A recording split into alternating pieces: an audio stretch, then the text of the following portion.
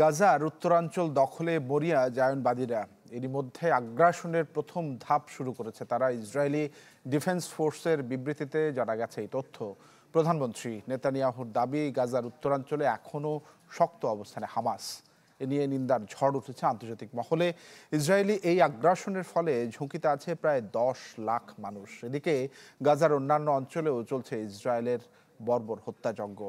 একদিনে আরও 81 ফিলিস্তিনিকে হত্যা করেছে জায়নবাদী সেনারা।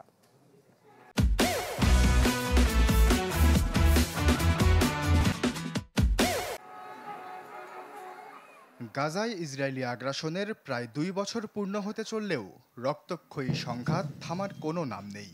বরং এবারে নতুন করে শুরু হয়েছে আগ্রাসনের আরেকটি ধাপ। বুধবার ইসরায়েলি সেনাবাহিনী জানায়, উত্তরাঞ্চলের সবচেয়ে বড় শহর গাজা সিটির নিয়ন্ত্রণ নিতে মাঠে নেমেছে জায়নবাদীরা। এরই মধ্যে প্রাথমিক অভিযান শুরু করেছে সেনারা। আমরা বসে নেই, আমরা গাজা শহর দখল নিতে প্রাথমিক অভিযান এবং আক্রমণের প্রথম পর্যায় শুরু করেছি এবং এরই মধ্যে আইডিএফ গাজা শহরের উপকণ্ঠ দখল করেছে। আমরা গাজা শহরে হামাসের উপর আক্রমণ আরো তীব্র করব, যা সংগঠনটির শক্ত ঘাঁটি। আগামী সপ্তাহে এই আগ্রাসন নিয়ে চূড়ান্ত আলোচনায় বসবে যুদ্ধকালীন মন্ত্রিসভা। এরই মধ্যে অঞ্চলটিতে 60,000 নতুন রিজার্ভ সেনা ডাক দিয়েছে ইসরায়েল সেপ্টেম্বর থেকে, যারা মূল অভিযান চালাবে। তবে ইসরায়েলের এ পদক্ষেপের নিন্দা জানিয়েছে আন্তর্জাতিক মহল। একাধিক মানবাধিকার সংস্থার শঙ্কা, নতুন করে শুরু হওয়া আগ্রাসনে আরও খারাপ হতে পারে গাজার চলমান মানবিক সংকট ও দুর্ভিক্ষ পরিস্থিতি।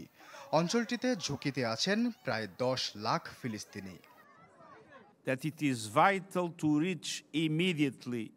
গাজা শহর দখলে যে সামরিক অভিযান শুরু হয়েছে তা অনিবার্যভাবে মৃত্যু ও বিশাল ধ্বংসযজ্ঞ ডেকে আনবে।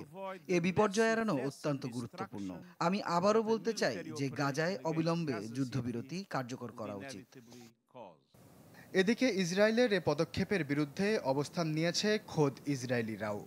জিম্মি পরিবারের সদস্যরা বলছেন, গাজা সিটিতে অভিযান চালালে বাকি 50 জিম্মির জীবন আরও হুমকির মুখে পড়বে। আশ্বাস চৌধুরী, চ্যানেল 24।